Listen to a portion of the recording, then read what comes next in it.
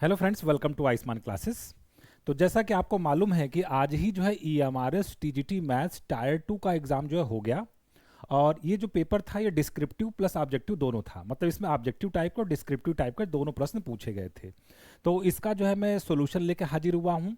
और ये जो आपका लेक्चर है ये आगामी जो आपके होने वाले एग्जाम है, जैसे हम KVS की बात कर लें, साथ ही साथ LT ग्रेड मेंस की बात कर लें, GIC लेक्चरर मेंस एग्जाम की बात कर लें, ये सारे एग्जाम्स के लिए काफ़ी महत्वपूर्ण होने वाला है। तो लास्ट तक लेक्चर को जरूर देखिएगा, निश्चित रूप से ये लेक्चर आपके लिए काफ़ी उपयोगी होने वाला है।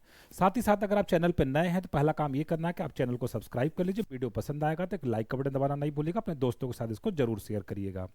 और अगर आपको जो है मेरे टेलीग्राम ग्रुप या व्हाट्सएप ग्रुप में जुड़ना है तो उसका लिंक वीडियो के नीचे डिस्क्रिप्शन बॉक्स में दिया गया है, वहां से आप जुड़ सकते हैं। TGT PGT से संबंधित कोई भी कोर्स परचेज करने के लिए प्ले स्टोर से आप आयुष्मान क्लासेस ऐप डाउनलोड कर सकते हैं।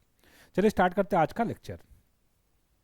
तो आज में जो पहला क्वेश्चन पूछा गया था EMRS tier 2 TGT maths exam date 22 March 2026। पहला जो क्वेश्चन पूछा गया था ये वेक्टर स्पेस से पूछा गया था। वेक्टर स्पेस का मतलब लीनियर अलजेब्रा से आपसे पूछा गया था। ठीक है, क्वेश्चन क्या, आइए हम पढ़ते हैं एक बार।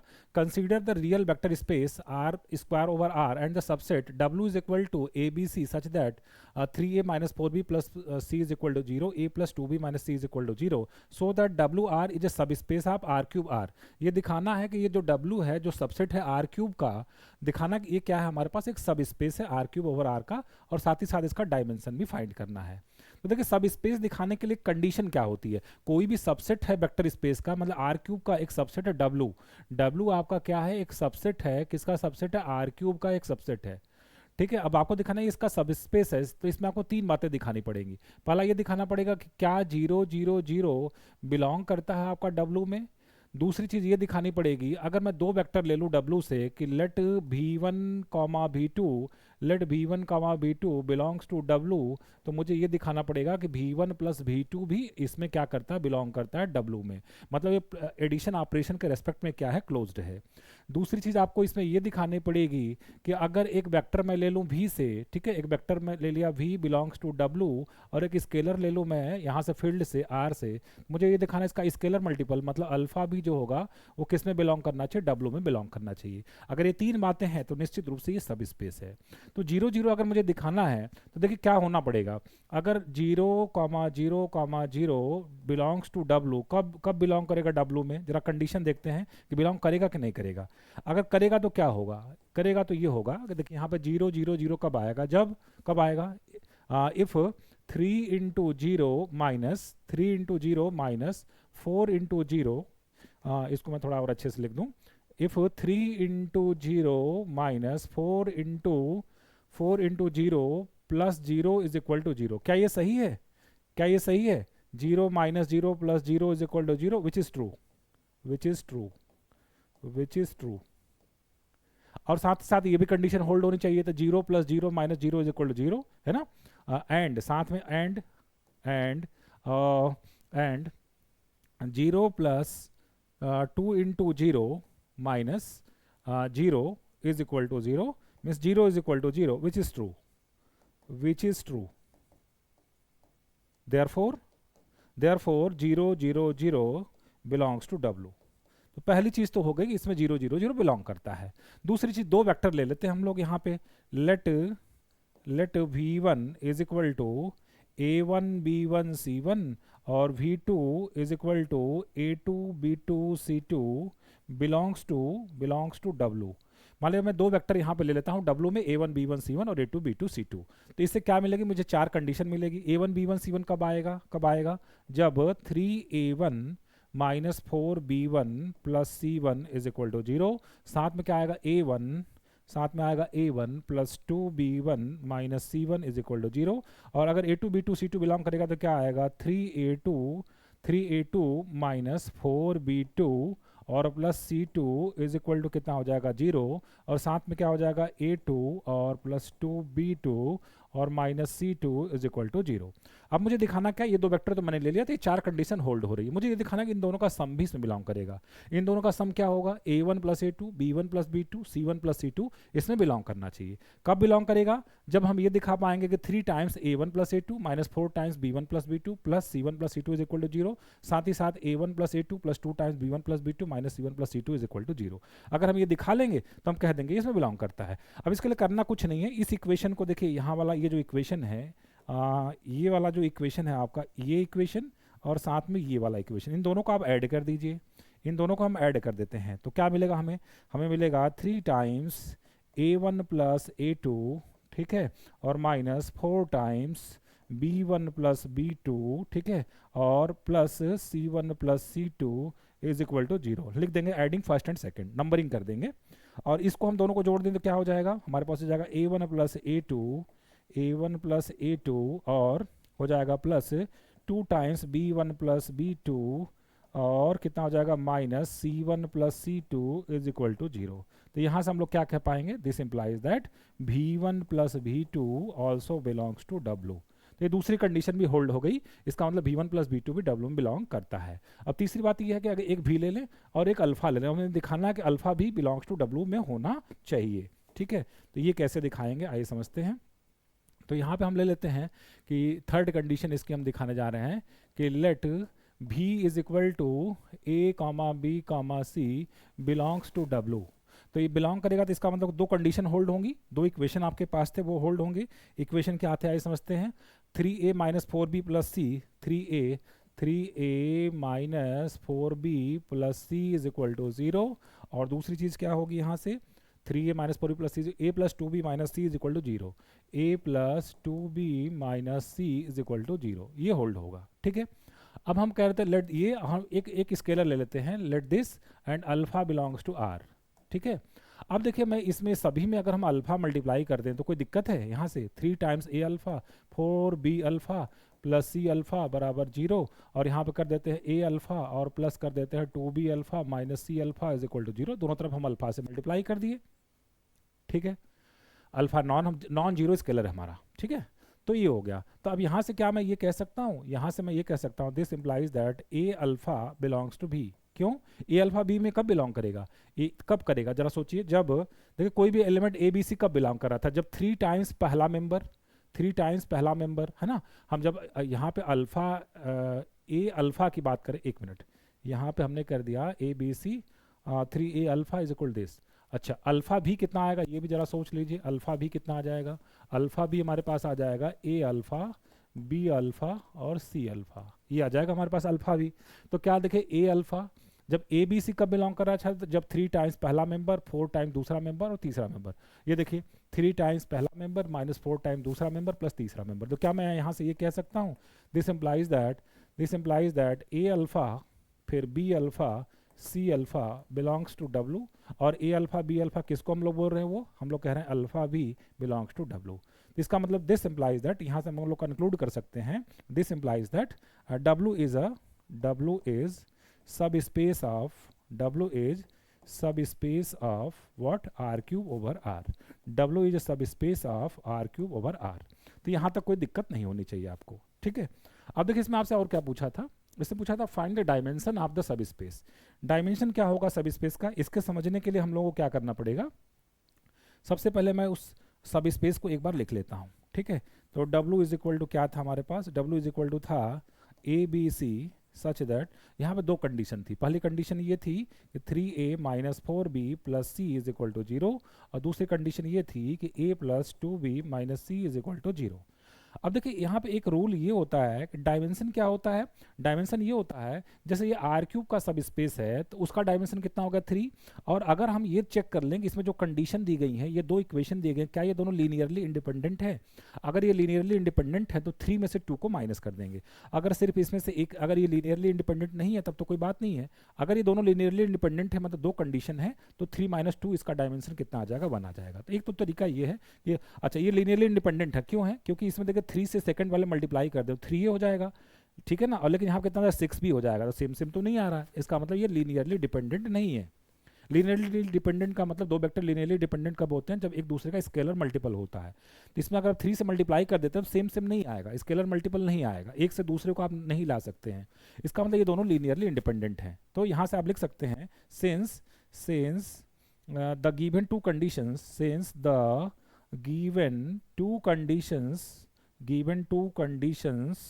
since the given two conditions are linearly independent, so this implies that, अब आपसे पूछा क्या था, this find the dimension, therefore dimension of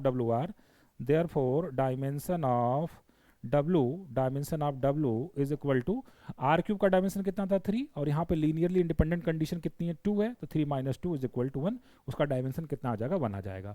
तो एक तो तरीका ये है। एक तरीका मैं आपको और भी बता सकता हूँ इस क्वेश्चन को सॉल्व करने का। एक तरीका इसमें ये होगा कि पहले हम लोग एक काम करते हैं,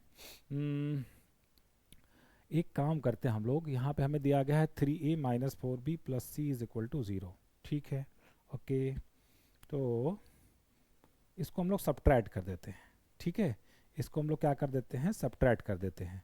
तो यहाँ से हमको क्या मिलने वाला, अगर मैं इसको सब्ट्रैक्ट कर दूँ, ठीक है, या मैं ले लेता हूँ suppose a is equal to t ले लेते हैं, ठीक है, इसको अगर मैं सब्ट्रैक्ट कर दूँ तो क्या मिलेगा मुझे।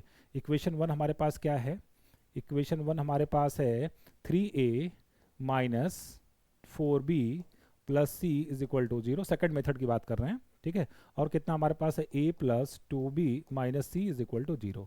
चलिए इसको हम लोग इसमें से सब्ट्रैक्ट कर देते हैं, ठीक है, या ऐड कर देते हैं। ऐड कर दिया तो कितना हो गया, कट गया, कितना मिल गया 4a minus 2b is equal to कितना हो जाएगा 0। तो यहाँ से हमारे पास कितना आ जाएगा, b इज इक्वल टू कितना आ जाएगा 2a आ जाएगा, b is equal to 2a आ जाएगा। b is equal to 2a अगर हम इक्वेशन नंबर 2 में रख दें, b is equal to 2a अगर हम इक्वेशन नंबर 2 में रख दें तो कितना हो जाएगा, b is equal to 2a, तो 2b है तो कितना हो गया 4a और माइनस सी बराबर 0। तो यहाँ से मुझे c इज इक्वल टू कितना मिल जाएगा 5a मिल जाएगा, c is equal to 5a मिल जाएगा। अब अगर मैं let a is equal to मैं कह दूँ t, a is equal to t, तो जो हमें जो एलिमेंट दिया गया है a b c टाइप का एलिमेंट है ना w में, तो a कितना हमारे पास है t हो गया, और b की वैल्यू कितनी हो गई 2t हो गई, और c की वैल्यू कितनी हो गई 5t हो गई। यहाँ से t हम लोग कॉमन कर लें तो इसका मतलब ये हो गया कि ये 1 to 5 से ये जनरेट होता है। इसके बेसिस में सिर्फ एक एलिमेंट आएगा, इसकी बेसिस में सिर्फ कितना आएगा, एक एलिमेंट आएगा। इसी 1 to 5 से क्या हो रहा है, जनरेट हो रहा है ना। Basis of W is equal to कितना आ जाएगा, linear span of what 1 to 5, linear span of 1 to 5, 1 to 5 से क्या हो रहा है, जनरेट हो रहा है। तो therefore dimension of W is equal to कितना हो जाएगा 1 हो जाएगा। तो यहाँ से भी आप बता सकते हैं, ये भी एक तरीका है कि इसका डायमेंशन कितना हो जाएगा 1 हो जाएगा, ये भी तरीका है इसका डायमेंशन कितना हो जाएगा 1 हो जाएगा। तो आई होप आपको ये पहला क्वेश्चन अच्छे से समझ में आ गया होगा। बढ़ते क्वेश्चन नंबर 2 की तरफ। क्वेश्चन नंबर 2 आपका क्लास 10 का ट्रिग्नोमेट्री का क्वेश्चन था, एग्जाम्पल में ये क्वेश्चन दिया गया था, डायरेक्ट यहाँ से ये एनसीईआरटी से क्वेश्चन डायरेक्ट जो है पूछ लिया गया है, ठीक है। बस आपको देखिए यहाँ पे एक चीज़ ये समझना है, ये बहुत ही आसान क्वेश्चन है, ठीक है, 4 नंबर पूछा गया है। क्वेश्चन एक इसको जरा सा समझिए, cos x को नीचे ले आइए अगर, तो ये बन जाएगा 1 अपॉन, नीचे ले आएंगे तो क्या बन जाएगा 1 बाई कॉस का मतलब कितना आ जाएगा sec x, और माइनस साइन बाई कॉस कितना हो जाएगा tan x। मतलब लेफ्ट हैंड साइड आपका ये है, राइट हैंड साइड को भी यही लाना है, ठीक है। तो इसका मतलब ये होगा sec tan आना है इसमें, तो हम जो राइट हैंड साइड है उसमें हम लोग क्या करते हैं, कॉस से ऊपर नीचे डिवाइड कर देते ताकि sec tan बन जाए। तो 1 बाई कॉस कितना हो जाएगा sec x, plus cos by cos कितना हो जाएगा 1, साइन बाई कॉस कितना हो जाएगा tan x, और नीचे अगर cos x से डिवाइड कर दें तो कितना हो जाएगा 1 बाई कॉस मतलब sec x, और फिर कितना हो जाएगा plus cos x by cos x 1 minus sine by cos कितना हो जाएगा tan x हो जाएगा, ठीक है। ये हो गया। अब देखिए आपके पास हिंट है, हिंट ये है कि ये जो नीचे लाना है sec x माइनस tan x, तो ऊपर नीचे हम sec x माइनस tan x से इसमें मल्टीप्लाई कर देते हैं, ऊपर नीचे हम sec x माइनस tan x से क्या कर देते हैं, मल्टीप्लाई कर देते हैं। sec x माइनस tan x से हमने ऊपर नीचे क्या कर दिया, मल्टीप्लाई कर दिया, कोई दिक्कत वाली बात नहीं, ठीक है। अब देखिए इसको बचा के रखना है, इसका मतलब ये दोनों मल्टीप्लाई होकर इससे कट जाएंगे, सिंपल सी बात है। हमें लाना है 1 अपॉन sec x माइनस tan x, तो इसको बचा के रखना है, इसको आप मल्टीप्लाई कर दीजिए। कैसे मल्टीप्लाई करेंगे, कैसे मल्टीप्लाई करेंगे, देखिए sec plus tan, sec minus tan multiply होगा कितना हो जाएगा sec स्क्वायर x माइनस tan स्क्वायर x, ठीक है। बचा 1 में sec x माइनस tan x मल्टीप्लाई होगा तो क्या देगा sec x माइनस tan x, ठीक है। और नीचे वाले को एज इट इज रहने दीजिए, नीचे वाले को क्या लिखा हमने sec x plus 1 minus tan x और मल्टीप्लाइड बाई क्या लिखा sec x माइनस tan x, ठीक है। तो यहाँ से देखिए, अगर sec square x minus tan square x, ये 1 हो गया, 1 plus sec x minus tan x, 1 plus sec x minus tan x, पूरा का पूरा ये ऊपर वाला इससे कट गया, और हमारे पास क्या आ गया, 1 upon sec x minus tan x and which is equal to L H S, बस हेंस प्रूव्ड। इस तरीके से क्या हो गया, प्रूव हो गया। ठीक है, तो अगर आपको क्वेश्चन समझ में आ रहे हो तो कम से कम अभी तक आपने अगर लाइक का बटन नहीं दबाया है तो तुरंत प्रेस कर दीजिए लाइक का बटन। ठीक है, बढ़ते हैं हम लोग नेक्स्ट क्वेश्चन की तरफ। अगला क्वेश्चन है प्रोबेबिलिटी से लिया गया, प्रोबेबिलिटी अच्छे खासे क्वेश्चन पूछे गए हैं। अगला क्वेश्चन हमारा ये, find the variance of the number of heads in two tosses of a coin. एक कॉइन को 2 बार टॉस किया जाता है, तो सैंपल स्पेस क्या बनेगा, एक कॉइन को 2 बार टॉस करें तो सैंपल स्पेस क्या बनेगा, हेड हेड, और क्या बनेगा, टेल टेल, फिर क्या बनेगा, हेड टेल, और क्या बनेगा, टेल हेड बनेगा। ठीक है, ये क्या पूछ रहे हैं, find the variance of x. ठीक है, वेरिएंस ऑफ एक्स, और एक्स क्या है, नंबर ऑफ हेड्स। तो देखिए यहाँ पे अगर एक हम प्रोबेबिलिटी डिस्ट्रीब्यूशन टेबल बनाएं, ठीक है, क्लास 12 की प्रोबेबिलिटी का क्वेश्चन है, डायरेक्ट एनसीईआरटी से उठाया गया क्वेश्चन। एक्स हो गया, पी एक्स हो गया, नंबर ऑफ हेड्स के बारे में पूछ रहे हैं, नंबर ऑफ हेड्स। तो देखिए इसमें नंबर ऑफ हेड्स क्या क्या हो सकता है, 0 हेड आ सकता है, 1 हेड आ सकता है, 2 हेड आ सकता है। 0 हेड आने की प्रोबेबिलिटी क्या है, यही है ना 0 हेड वाला, टेल टेल। तो एक आया, टोटल 4 है, तो प्रोबेबिलिटी कितनी होगी, 1/4। एक हेड आने वाला कितना, 2 है, तो 2/4 का मतलब कितना हो गया, या 2/4 लिख दें, कोई दिक्कत नहीं, 2/4 का मतलब 1/2। और 2 हेड आने की प्रोबेबिलिटी क्या है, 2 हेड वाला favourable case 1, total case 4, probability कितनी होगी, 1/4। ठीक है, अब देखिए आपके पास निकालना वेरिएंस ऑफ एक्स, तो वेरिएंस ऑफ एक्स का फार्मूला क्या होता है, वेरिएंस ऑफ एक्स का फार्मूला होता है ई of x square minus E of x का होल स्क्वायर, ये हमारे पास आता है फार्मूला। ठीक है, अब अगर हम लोग बात करें ये ई एक्स स्क्वायर क्या होता है, ई एक्स स्क्वायर का मतलब फार्मूला होता है, ई एक्स स्क्वायर का मतलब क्या होता है, x1 square into P one, x1 square into P one plus x2 square into P two और plus x3 square into P three, ये आता है। x1 स्क्वायर कितना हो गया, 0, 0 इंटू 1/4 कितना हो गया, 0, x2 स्क्वायर कितना हो गया, 1 का स्क्वायर 1, 1 इंटू 1/2 कितना हो गया, 1/2, प्लस x3 स्क्वायर हो गया 4, 4 into 1/4 that is equal to 1, तो ये आ गया 3/2, ये हमारे पास आ गया 3/2 माइनस ई एक्स क्या होता है, ई एक्स का मतलब होता है x1 p1 plus x2 p2 plus x3 p3 plus x3 p3, ये हमारे पास होता है ई ऑफ एक्स। ठीक है, x1 p1 0, x2 p2 कितना होगा 1/2, 0 प्लस 1/2, ठीक है, और प्लस 2/4, 2/4 का मतलब कितना हो गया 1/2, तो 1/2 1/2 1 हो गया, तो ये हमारे पास आ गया 1, 1 का स्क्वायर 1 होगा, 3/2 माइनस 1 कितना आ जाएगा 1/2, तो इस क्वेश्चन का जो हमारा आंसर होगा वो कितना आ जाएगा, 1 आ जाएगा। ठीक है, आई होप क्लियर हो गया होगा। बढ़ते हैं आगे नेक्स्ट क्वेश्चन की तरफ। अगला क्वेश्चन है, 5 dice are thrown simultaneously if the occurrence of an even number in a single die is considered as success. Even number आना क्या माना जाता है, सक्सेस माना जाता है। Find the probability of at most 2 success. ठीक है, a die are thrown, die फेंकेंगे तो 1 2 3 4 5 6 आएगा, और इवन नंबर आना सक्सेस माना जाता है, तो सक्सेस की प्रोबेबिलिटी कितनी हो गई भाई, इवन नंबर होगा 2 4 6, ठीक है 2 4 6, तो इवन नंबर आने की प्रोबेबिलिटी कितनी हो गई हमारे पास, 2 3/6 का मतलब 1/2 हो गई। तो इवन नंबर ना आने की प्रोबेबिलिटी कितनी हो गई, वो भी 1/2 हो गई। ठीक है, और कितनी बार ट्रायल किया गया, 5 टॉसेस किए गए हैं, है ना, 5 डाइस आर थ्रोन, तो नंबर ऑफ ट्रायल कितने किए गए, 5 किए गए। एक्चुअल में बर्नौलीज ट्रायल्स का क्वेश्चन हो गया, 5 dice are thrown simultaneously if the occurrence of an even number in a single dice is considered a success, find the probability of at most 2 success, है ना, probability of at most 2 success, at most 2 success, ये question है, at most 2 success, at most 2 success का मतलब ये हो गया 0 success, ठीक है, और 1 success और 2 success, ठीक है। और R सक्सेस का फार्मूला हमारे पास क्या होता है, आर सक्सेस का फार्मूला इवन ट्रायल में आर सक्सेस का फार्मूला होता है एन सी आर पी की पावर आर और क्यू की पावर एन माइनस आर, ये फार्मूला हमारे पास होता है। तो 0 सक्सेस के लिए फार्मूला क्या रखेंगे, ट्रायल कितने 5 है, तो 5C0 पी की पावर 0 और क्यू की पावर 4, ठीक है ना, क्यू की पावर 5, क्यू की पावर एन माइनस 0 मतलब हो गया हमारे पास ये कितना आ जाएगा 5। फिर एक्स 1 सक्सेस को क्या लिखेंगे 5C1 पी की पावर 1 क्यू की पावर 4, 5C2 फिर कितना हो जाएगा P की पावर 2 और Q की पावर कितना हो जाएगा 3 हो जाएगा। ठीक बात है, 5C0 तो 1 था, C0 1 हो गया और P भी 1/2 Q भी 1/2 है, इसका मतलब ये हो गया कि 1/2 की पावर कितना हो गया 5, 5C1 कितना हो गया 5, ये भी हो गया 1/2 की पावर 5 और ये कितना हो गया 5C2 हो गया 10 और ये भी कितना हो गया 1/2 की पावर 5। तो 1/2 मतलब बाहर ले लें 1/32, तो भीतर कितना बचेगा हमारे पास 1 + 5 + 10 कितना हो जाएगा हमारे पास 16/32। इसका मतलब जो इसका आंसर आएगा 1/2 या इसका आंसर कितना हो जाएगा 0.5, इस क्वेश्चन का क्या हो जाएगा आंसर हो जाएगा। ठीक है, क्लियर हो गया। आगे बढ़ते हैं नेक्स्ट क्वेश्चन की तरफ। क्वेश्चन नंबर 5 का जरा factorise the polynomial f of x is equal to this.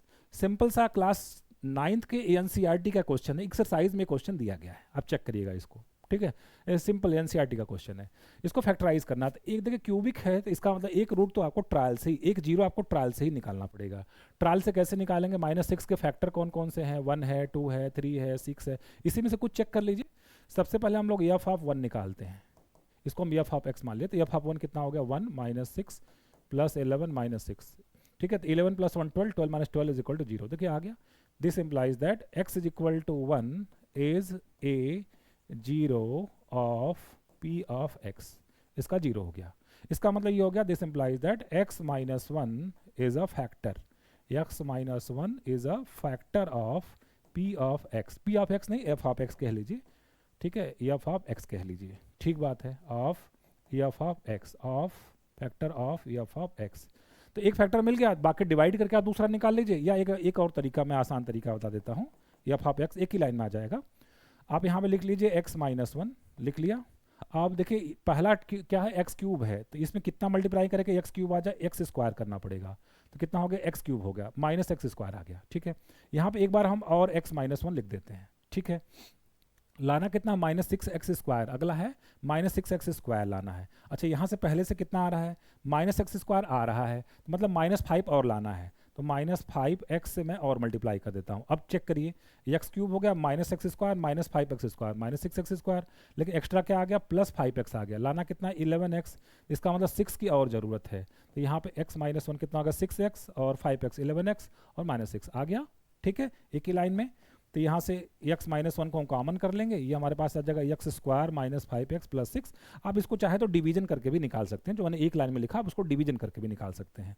तो यहाँ से हमारे पास आ जाएगा x - 1, इसका फैक्टर करेंगे तो कितना आ जाएगा, x - 3, x - 2, और ये हो गया फैक्टराइजेशन हो गया। ठीक है ना, करेक्ट है, 5x 3x - 2x + 6 करेक्ट है। क्या करना था, फैक्टराइज करना था, हो गया फैक्टराइज। अगर जीरोस कहता है तो हम लोग जीरोस भी निकाल देते, बट इन्होंने जीरोस के बारे में बात नहीं की है, तो सिर्फ हम फैक्टराइज करके छोड़ देते हैं इसको। आगे बढ़ते हैं।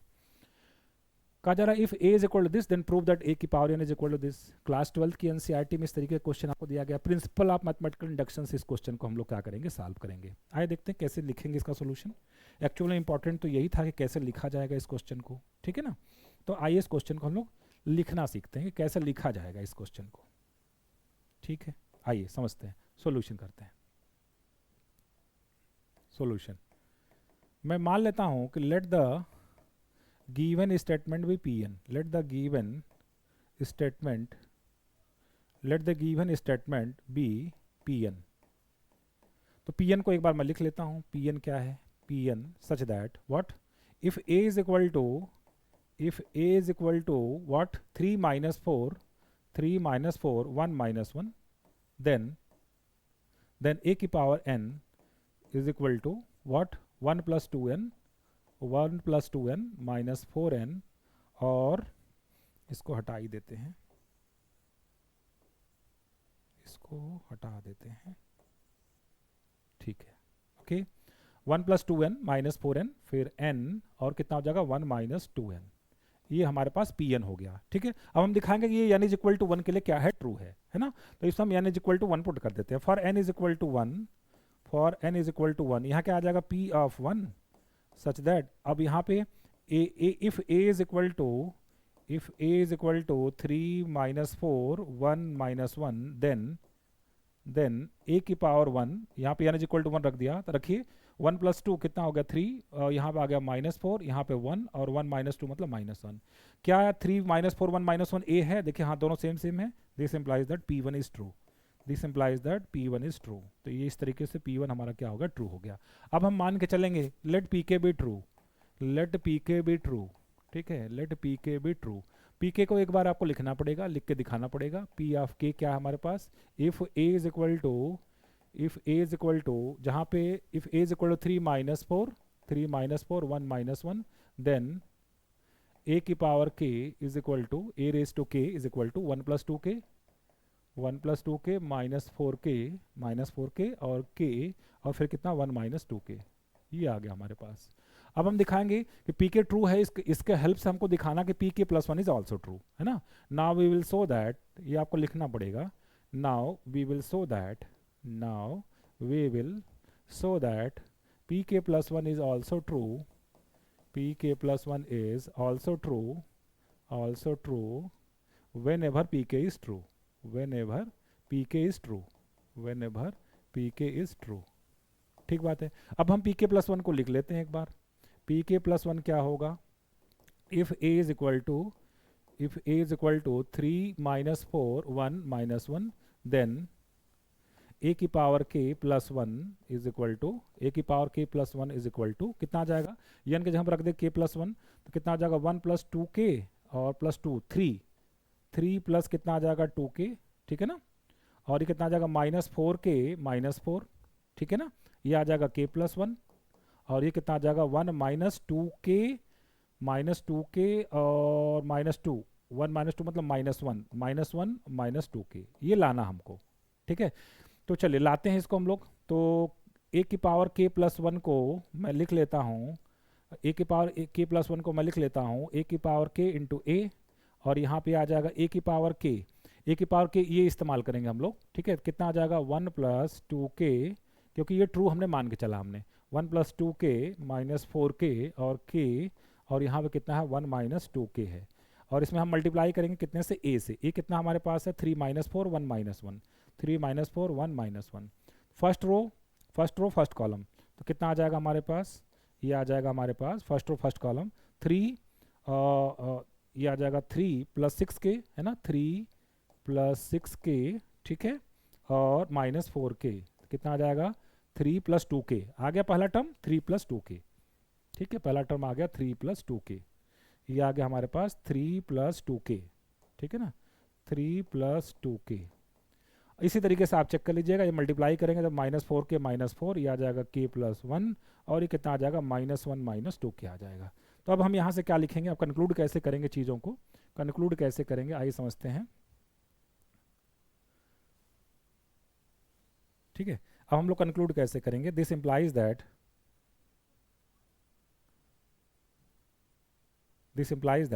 व्हाट, कंक्लूजन कैसे करेंगे, पीएमआई का कंक्लूजन कैसे करते हैं, this implies that pk plus 1 is true, this implies that pk plus 1 is true whenever pk is true, whenever pk is true, ठीक है। therefore the given statement, therefore by using PMI, therefore by principle of mathematical induction, the given statement is true for all n belongs to n, सारे natural number के लिए क्या है, true है। तो ये इसका क्या होगा, कंप्लीट सोल्यूशन हो गया। इस तरीके से अगर आप एग्जाम में लिखे होंगे तो निश्चित रूप से 4 में 4 नंबर आपको मिल जाएगा, 4 में 4 मार्क्स आपको प्रोवाइड करवाया जाएगा। बढ़ते हम लोग नेक्स्ट क्वेश्चन की तरफ। क्वेश्चन नंबर 7 कहा जा रहा find the inverse of this matrix using elementary row operation, ठीक है। एलिमेंट्री रो ऑपरेशन का इस्तेमाल करके हमको क्या करना है, इसका निकालना हमें क्या निकालना है, find the inverse of the, इसका इनवर्स निकालना है, इस मैट्रिक्स का हमें क्या निकालना है, इनवर्स निकालना है, ठीक है।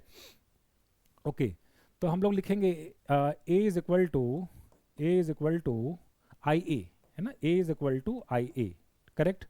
यहाँ पे a को लिख देते हैं हम लोग और थोड़ा सा किनारे से लिखते हैं, ठीक है। a is equal to I ए, देखिए कैसे निकाला जाता है, ये हो गया हमारे पास 1 माइनस 1 1 4 और कितना हो गया 1 0 और यहाँ पे हो गया 8 और यहाँ पे क्या हो गया 1 1, a यहाँ पे लिख देते हैं a is equal to I ए, ठीक है। i को लिख लेते हैं यहाँ पे, तो कितना आ जाएगा 1 0 0 0 1 0 0 0 1 और यहाँ पे क्या लिख लेते हैं, a लिख लेते हैं, ठीक बात है। अब देखिए हम लोग सिंपल सी बात है, इसको 0 बनाएंगे, इसको 0 बनाएंगे, ठीक है। तो कैसे बनेगा ये 0, हम लोग ऑपरेशन लगाएंगे, R2 is replaced by R2 minus 4R1 और R3 is replaced by using R3 is replaced by R3 minus 8R1, ये ऑपरेशन अप्लाई करेंगे तो क्या हो जाएगा हमारे पास, ठीक है, यूजिंग दिस तो अप्लाई कर देते, पहले वाले को उतार लेना है, 1 माइनस 1 1 और 4, सॉरी पहले वाले को उतार लिया, सेकंड वाले में ऑपरेशन लगाना है, लगाइए सेकंड वाले में ऑपरेशन। तो सेकंड वाले में ऑपरेशन लगाएंगे तो 4 माइनस 4 कितना हो गया 0, और 4 से मल्टीप्लाई करके ऐड करना, 4 प्लस 1 कितना हो गया 5, और यहाँ से 4 से मल्टीप्लाई करके कितना सब्ट्रैक्ट करना है, तो ये आ गया -4।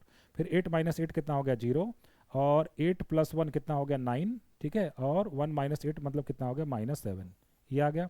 इधर भी आप लगाइए इस ऑपरेशन को, तो फर्स्ट को लिख देंगे 1 0 0, और सेकंड में क्या करना है R2 माइनस 4 R1, तो कितना आ जाएगा -4, और यहाँ पे 1, यहाँ पे 0, 8 R1 करेंगे तो 0 माइनस 8, और ये कितना हो जाएगा 0, और ये कितना हो जाएगा 1 1 हो जाएगा, ठीक है, ये इंटू ए हो गया, ठीक, ये पहला स्टेप हो गया। अब देखिए हमको क्या करना है, अब हम लोग को यहाँ पे लाना है 1, ठीक है, यहाँ पे लाना हमें 1, तो कैसे ला सकते हैं 1, कैसे ला सकते हैं 1, चाहे तो आप 5 से डिवाइड कर दीजिए, है ना, या कैसे ला सकते हैं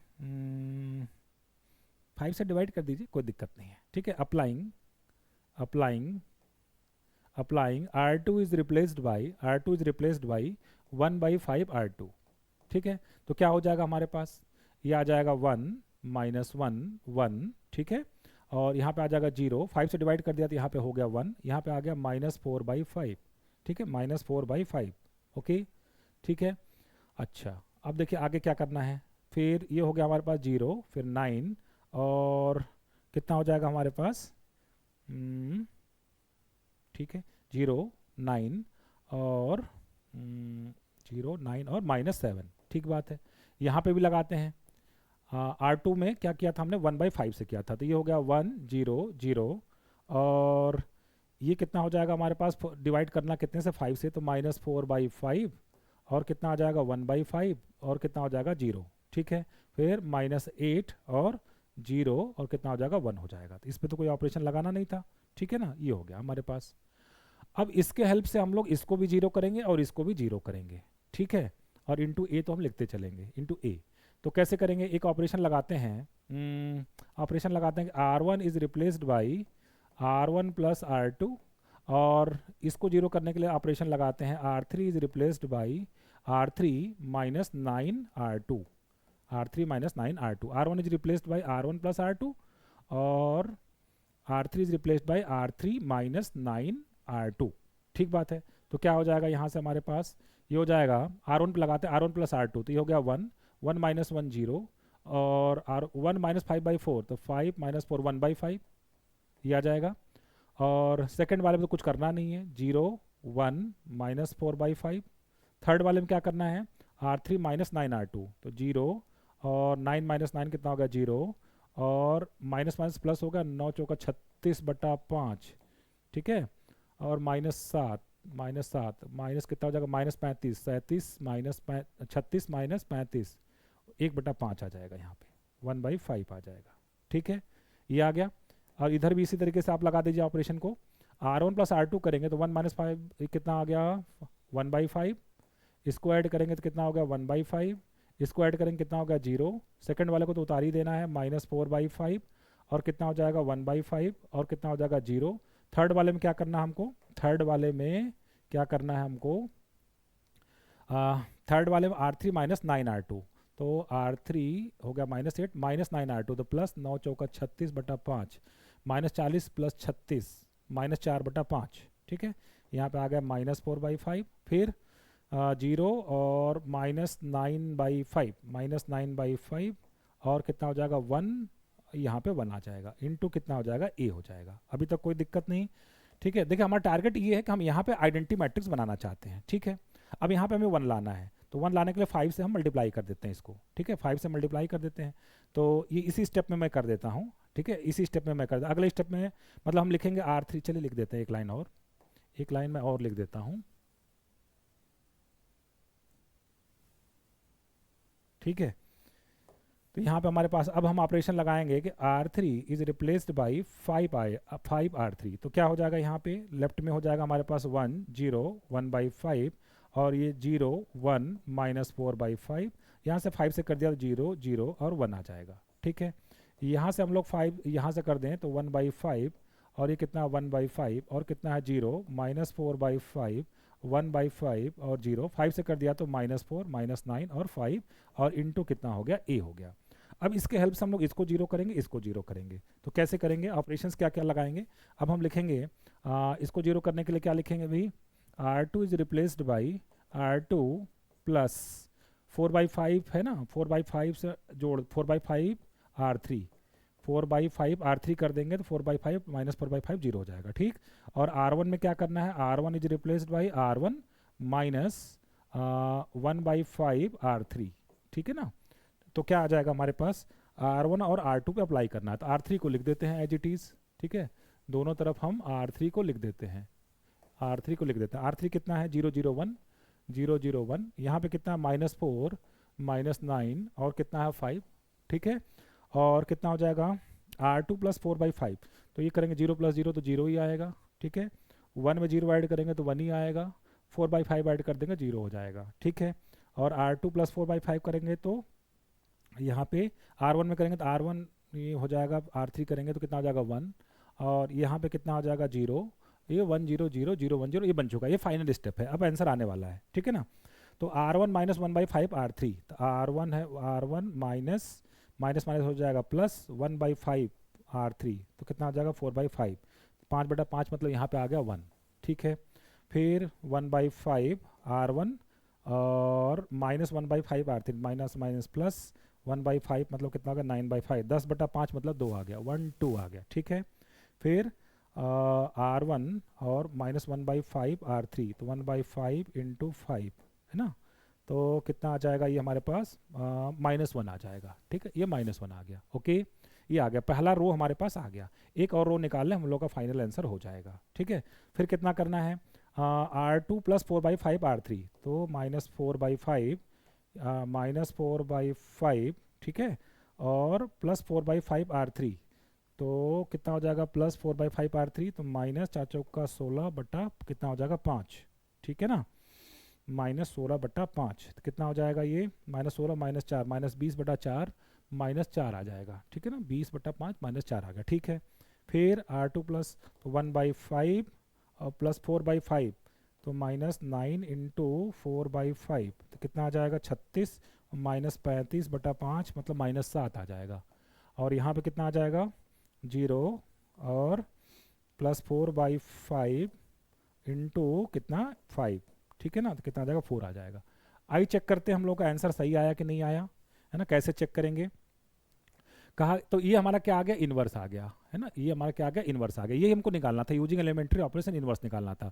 अब देखिए ए इन्वर्स करने से आई आना चाहिए, एक बार मल्टीप्लाई करके देख लेते हैं। फाइनल चेक कर रहे हैं हम लोग इसको, सही आया कि नहीं आया। 1 -1 1 और 4 1 0 4 1 0, आंसर आपका हो चुका है, जस्ट मैं चेक करने के लिए देख रहा हूँ। 8 1 1 और यहाँ पे हमारे पास इन्वर्स क्या आ गया है 1 2 -1 और -4 -7 4 और -4 -9 और 5। अगर ये आइडेंटिटी आ गया तो सही है, ठीक है।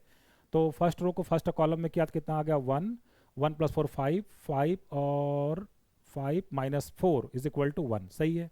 फर्स्ट सेकंड में किया तो 2 2 प्लस 7 9 9 -9 0, इसको थर्ड में किया तो -1 -4 -5 प्लस 5 इज इक्वल टू 0, सही है, आ रहा है।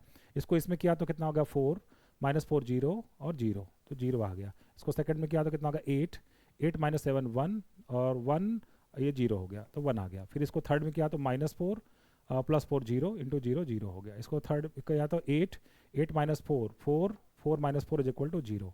इसको सेकंड में किया तो 16 16 -7 9 9 -9 इज इक्वल टू 0। थर्ड में किया तो -8 और प्लस 4 -4 5 -4 इज इक्वल टू 1। ये करेक्ट है, वेरीफाइड, ठीक है ना, वेरीफाइड।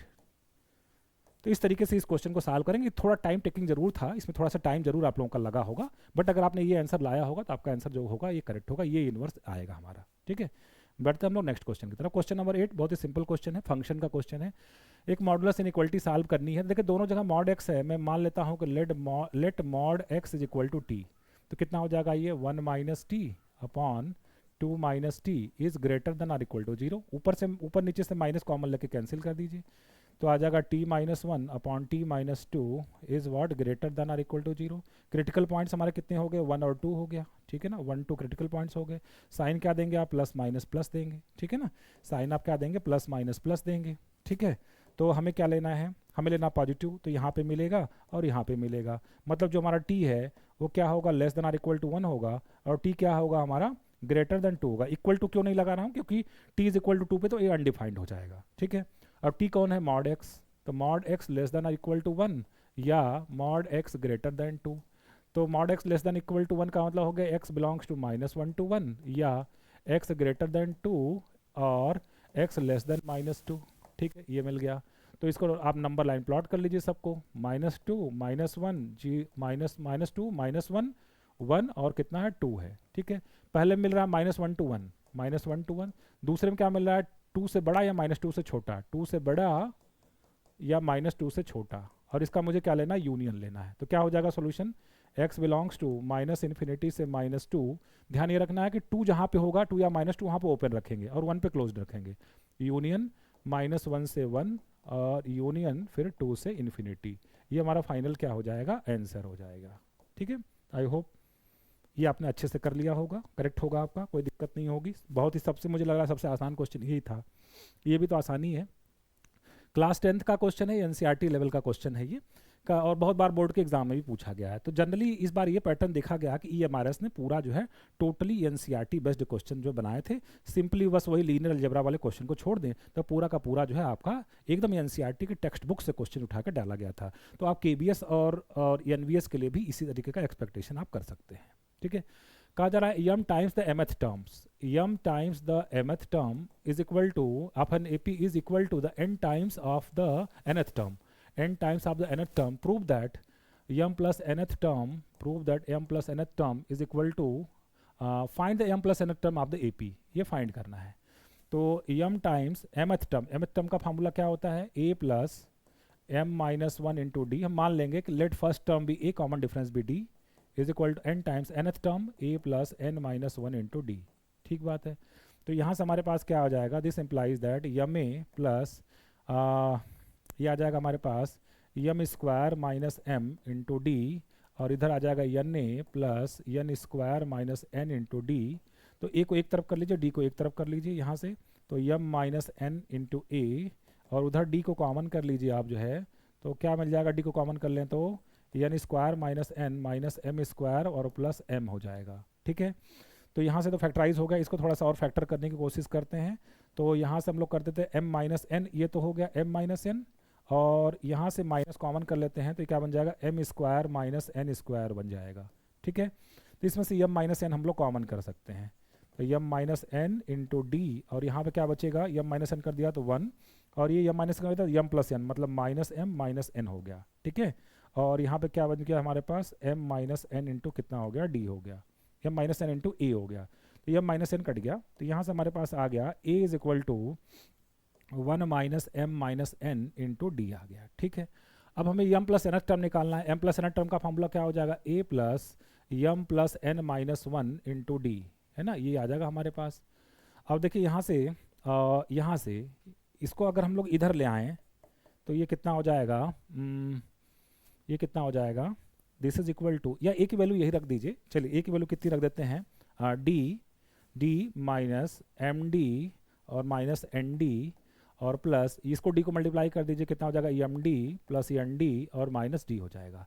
तो यहाँ से plus D minus D cancel हो जाएगा, plus M D minus M D cancel हो जाएगा, minus N D plus N D cancel हो जाएगा।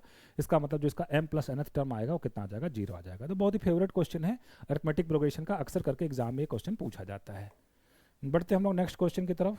अगला क्वेश्चन क्या है, देखिए नेक्स्ट क्वेश्चन है मैट्रिसेस से लिया गया, मैट्रिसेस एंड डिटर्मिनेंट्स का है क्वेश्चन है, और क्या कह रहा है कि find the value of lambda for with the system of equation, this 3 equation दिए गए हैं, fail to have a unique solution, मतलब यूनिक सोल्यूशन ना मिले।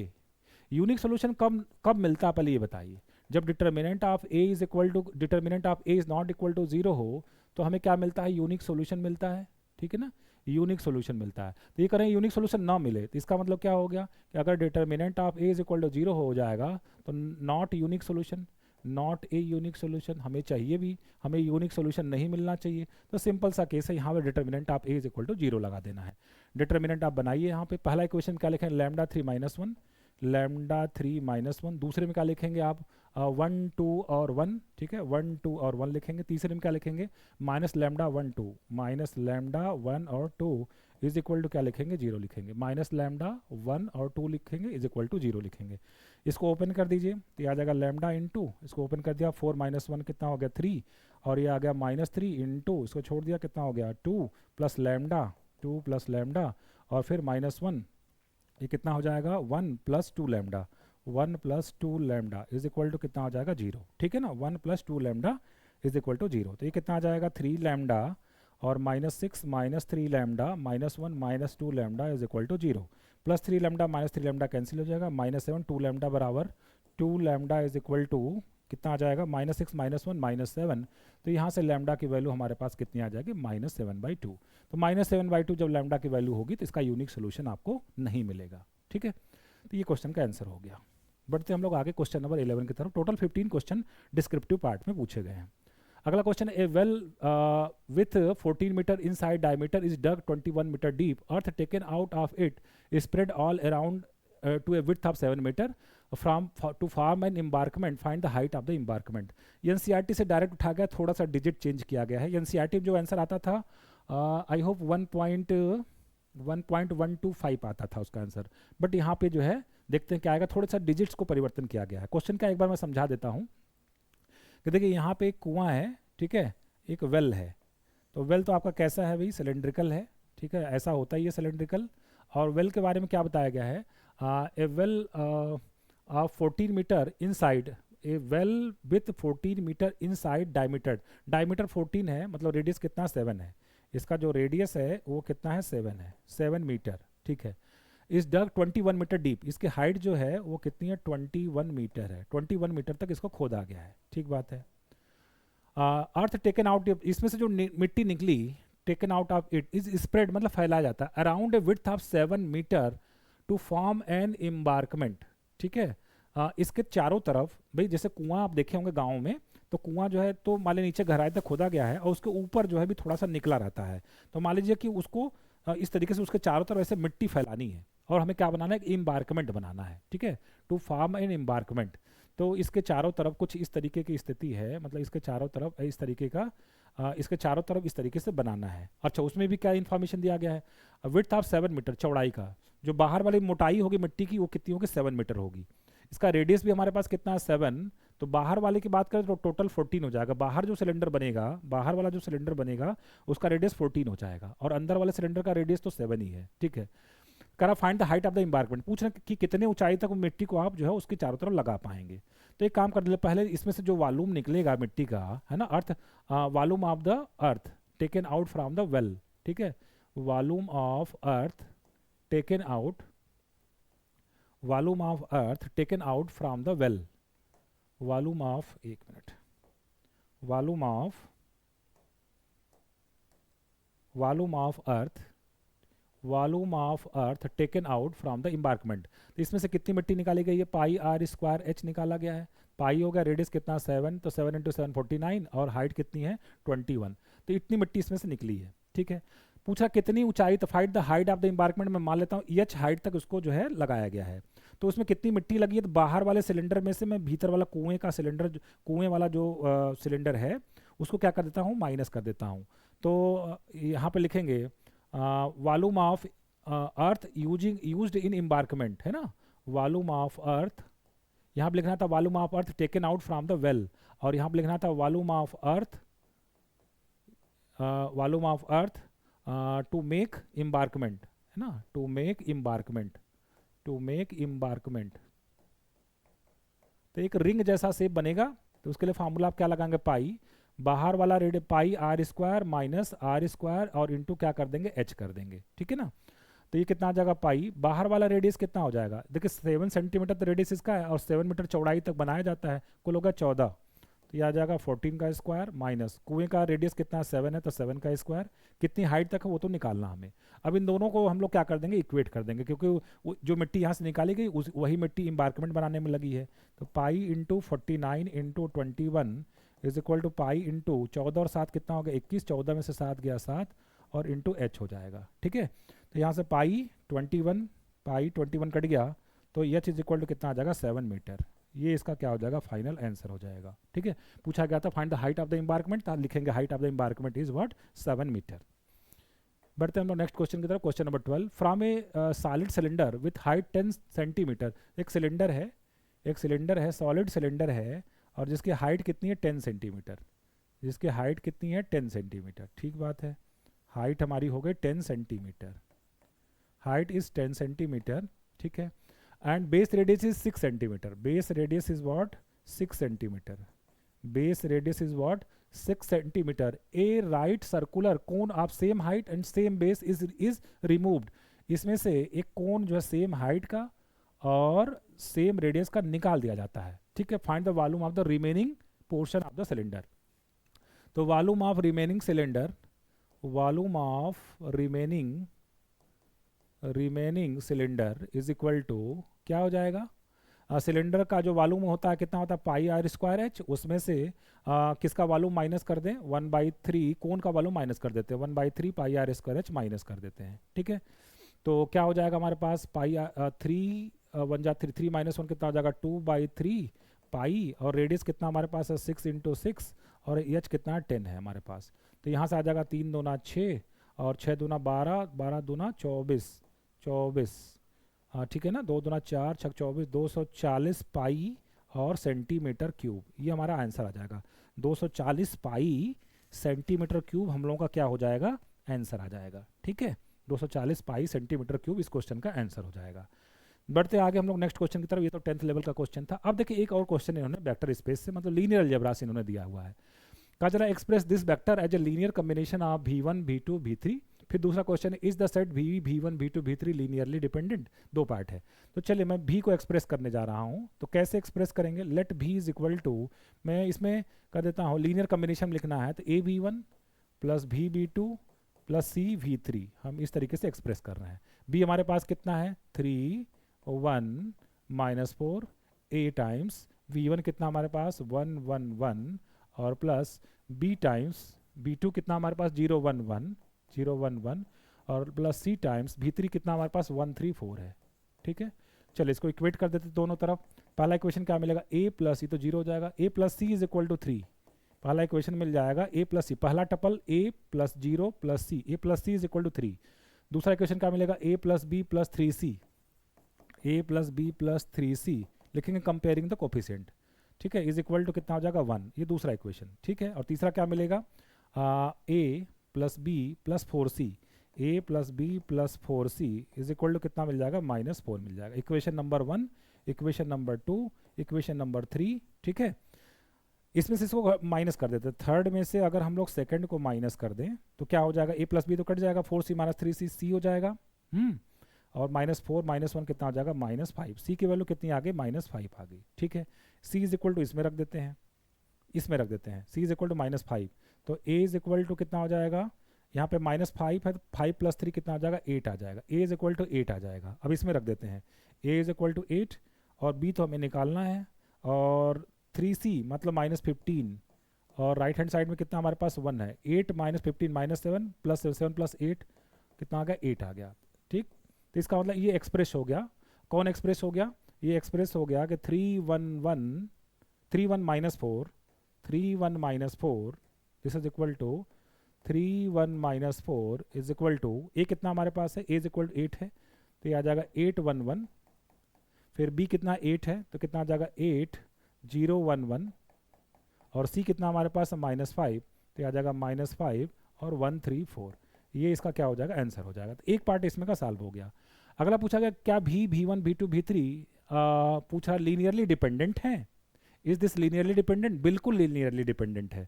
देखिए अगर ये जो है इसका इस्तेमाल करके जो लिखा जाता है, भी जो लिखा गया v1 v2 v3 के लीनियर कॉम्बिनेशन में लिखा गया है, तो जब यहाँ पे आप डिटर्मिनेंट में आप लिखेंगे इसको v1 v2 v3 इस तरीके से लिखेंगे v1 v2 v3, तो निश्चित रूप से यहाँ पे जो है आपका एक पूरा का पूरा कॉलम क्या आ जाएगा 0 आ जाएगा, इस डिटर्मिनेंट की वैल्यू 0 आ जाएगी, मतलब ये लीनियरली डिपेंडेंट हो जाएगा। तो लिखेंगे yes they are linearly dependent, बस इसमें आपको इतना ही लिखना है कि yes they are linearly dependent. Yes yes v1 v2 v3 yes v1 v2 v3 are are linearly dependent. ठीक, तो ये हमारा क्वेश्चन नंबर 13 था। बहुत ही सिंपल सा क्वेश्चन था। अब क्लास 10th लेवल का क्वेश्चन है, इसका मोड निकालना है। इस टेबल का मोड निकालना। मोड के लिए हम लोग पहले हाईएस्ट फ्रीक्वेंसी देखते हैं। हाईएस्ट फ्रीक्वेंसी कौन सी? 17 है। तो ये हमारा क्लास कौन सा हो जाएगा? मॉडल क्लास हो जाएगा। इस क्लास का नाम क्या हो जाएगा? इस क्लास का नाम हो जाएगा मॉडल क्लास। ठीक है, ये हमारा क्लास क्या हो गया? मॉडल क्लास हो गया। सबसे पहले तो यही चीज़ पता लग गई, मॉडल क्लास क्या होता है। इसके बाद बात करें मोड निकालना है, तो मोड का फार्मूला हम लोग सबसे पहले लिख लेते हैं। Mode is equal to L plus F one minus F not upon twice F one minus F not minus F two और मल्टीप्लाइड बाई एच। ठीक है, अब देखिए यल क्या है, सबसे पहले लिख लेते हैं। यल का मतलब lower limit of the model class कितना है? 12 है। ठीक है, अच्छा, जो मॉडल क्लास की फ्रीक्वेंसी होती है इसको हम लोग लिखते हैं एफ वन से, और इसको हम लोग लिखेंगे एफ जीरो से। इसको किससे लिखेंगे? एफ टू से। तो इसका मतलब एफ जीरो हमारे पास कितना आ गया? 9। एफ वन हमारे पास कितना आ गया? 17। एफ टू हमारे पास कितना आ गया? 12। और एच का मतलब क्लास विड्थ। क्लास विड्थ 0 से 4 है, मतलब 4 है। सारी वैल्यूज में हम लोग रख देते हैं। तो हमारे पास आ जाएगा mode is equal to L, lower limit कितनी है? 12 प्लस F one minus F zero, F one minus F zero 9, 17 माइनस 9 कितना हो गया? 8 upon twice F one. Twice F one कितना हो जाएगा? 34 माइनस एफ जीरो कितना हो गया? 9 माइनस एफ टू कितना है? 12 और मल्टीप्लाइड बाई कितना है? Multiplied by H. Class size कितने की है? 4 की है। ठीक है, तो यहाँ पे आपको मिलेगा 12 प्लस 8 4 जा 32 अपॉन 12 9 21 3 24 10 34 13 आ गया। तो 12 प्लस 13 दूना 26, बचा कितना? 6 60, 13 चौका 52 और 8 80, 80 13 78, लगभग अप्रॉक्सीमेटली आ गया 14.46। अब चाहे तो यहाँ पर लिख देंगे अप्रॉक्स। ठीक है, ये इसका क्या हो जाएगा? आंसर हो जाएगा। बढ़ते हैं आज के लास्ट क्वेश्चन की तरफ, क्वेश्चन नंबर 15। क्या कहा जा रहा है? In a game a person is paid रुपया 500 if he gets all heads or all tails when 3 coins are tossed. ठीक है, 3 कॉइन को टॉस किया जाएगा। तो सैंपल स्पेस पहले बना लेते हैं। ये हो गया हेड हेड हेड, और क्या हो गया? Tail tail tail. फिर एक हेड, हेड फर्स्ट नंबर। ठीक है, head second number, head third number, 2 head एक tail, tail first number, tail second number, tail third number. ये हमारे पास सैंपल स्पेस बन गया। ठीक है, अगर सब के सब हेड मिल जाए या सब के सब टेल मिल जाए तो उसको 500 रुपया क्या करना पड़ेगा? पेड करना। ए पर्सन इज पेड, वो पर्सन को मिलता है 500 रुपया। And when the coins are tossed and he will pay, वो पे करेगा 500 रुपया, तो उसको मिलेगा जब तीनों हेड या तीनों टेल आएगा। और वो पे करेगा अगर 1 आर 2 हेड्स अपीयर, या तो एक हेड आएगा या तो 2 हेड आएगा, तो उसको 300 रुपया देना पड़ेगा। What can he expect to win on the average per game. ठीक है, एक्सपेक्टेशन निकालना है इसमें, है ना, ई एक्स निकालना है, एक्सपेक्टेशन निकालना है। ठीक है, एक्सपेक्टेशन मतलब मीन निकालना है इसका। Expectation E X is equal to क्या होता है? Sigma X I P I निकालना है। Sigma X I P I निकालना है। तो सबसे पहले हम लोग टेबल बना देते हैं। टेबल बना देते हैं, ठीक है ना, टेबल बना देते हैं। करेक्ट, तो यहाँ पे हम लोग लिख दें,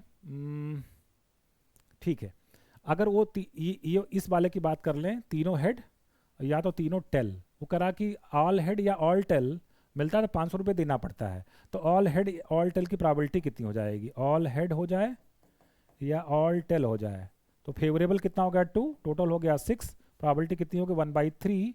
और उस समय उसको पैसा कितना मिलेगा? प्लस 500 उसको मिलेगा। मतलब ये किसकी वैल्यू हो गई? एक्स आई की वैल्यू हो गई, उसको 500 मिलेगा। ये पी आई की वैल्यू हो गई। ठीक बात है। और बाकी जब रिमेनिंग है, जब जब हमारे पास क्या है, या तो 1 हेड या तो पी 1 हेड, पी 1 हेड और 2 हेड, पी 1 हेड और 2 हेड। तो ऐसे कितने हैं? 6 हैं। तो प्रोबेबिलिटी कितनी हो जाएगी? सॉरी, ऐसे कितने हैं? 4 हैं। तो प्रोबेबिलिटी कितनी हो जाएगी हमारे पास? 4/6। 4/6 का मतलब हो जाएगा 2/3। ठीक है ना, 2/3 हो जाएगा। और उस समय उसको 300 रुपया पे करना पड़ेगा। मतलब जो एक्स आई है ये इसको पे करना है, मतलब -300 हो जाएगा। अब एक्सपेक्टेशन निकाल लेते हैं। तो x1 p1, x1 कितना? 500 इंटू p1, p1 कितना था? 1/3 प्लस x2 कितना हमारे पास है? 2/3, मतलब x2 हमारे पास है -300। x2 हमारे पास कितना है? -300। और p2 हमारे पास कितना है? 2/3 है। ठीक है, तो कितना आ जाएगा? 500/3। ठीक है, 500/3 सही है ना, 2/6। ठीक है, ठीक है ना। ठीक है। और माइनस माइनस कितना हो जाएगा, 600 बटा कितना हो जाएगा, 3 आ जाएगा, ठीक है ना। ये हमारे पास आ जाएगा 500 बटा ये हमारे पास ये शायद 8 बना है ना, 1 2 3 4 5 6 7 8, ये गड़बड़ लिख रहे हैं हम लोग यहाँ पे। यहाँ पे प्रोबेबिलिटी गलत लिखी जा रही है, ठीक है। यहाँ पे भी प्रोबेबिलिटी 8 आएगा ना, तो यही मैं कह रहा हूँ कुछ तो गड़बड़ हो रहा है यहाँ पे, ठीक है। तो कितना हो जाएगा यहाँ से 2/8, 2/8 का मतलब कितना होगा 1/4, ये आ जाएगा 6/8, 6/8 का मतलब 3/4 आ जाएगा। तो ये आ जाएगा 500 इंटू कितना आ जाएगा 1/4 और प्लस -300 इंटू कितना आ जाएगा 3/4 आ जाएगा। तो कितना आ जाएगा, 4 से कितना हो जाएगा, 4 एकम 4 बचा 10, 4 125 और माइनस ये 4 से कितना हो जाएगा 4 7 28, 4 2 4 5 20 गुणे 3 हो जाएगा। तो ये आ जाएगा 125 माइनस 225, ठीक है ना। तो ये आ जाएगा -100। तो इसका एक्सपेक्टेशन जो आ जाएगा है ना, what can he expect to win the average per game, तो एवरेज पर गेम वो 100 रुपया लूज करेगा। आप लास्ट में लिखेंगे ही विल लूज 100 रुपया on an average per game, ये आपका आंसर हो जाएगा। तो पूरा कंप्लीट सोल्यूशन मैंने आपको एक वीडियो में करवा दिया। कैसा लगा आज का लेक्चर जो है कमेंट बॉक्स में लिखकर जरूर बताइएगा। और आप देखिएगा कि जो मैंने अभी सोल्यूशन प्रोवाइड करवाया, अभी यूट्यूब पे जो इसकी बैड आ जाएगी, लोग जो है इसको जो है कॉपी करेंगे और निश्चित रूप से जो है आपको और भी इसी तरीके के यही सोल्यूशन आपको जो है देखने को मिलेगा। और खैर वो सब बात की बात है, आप मुझे बताइएगा कमेंट बॉक्स में लिखकर कि कैसा लगा आज का लेक्चर। मिलते हैं फिर से नेक्स्ट लेक्चर में किसी और पेपर के साथ, किसी और चैप्टर के साथ। आज के लिए बस इतना ही। Thank you very much.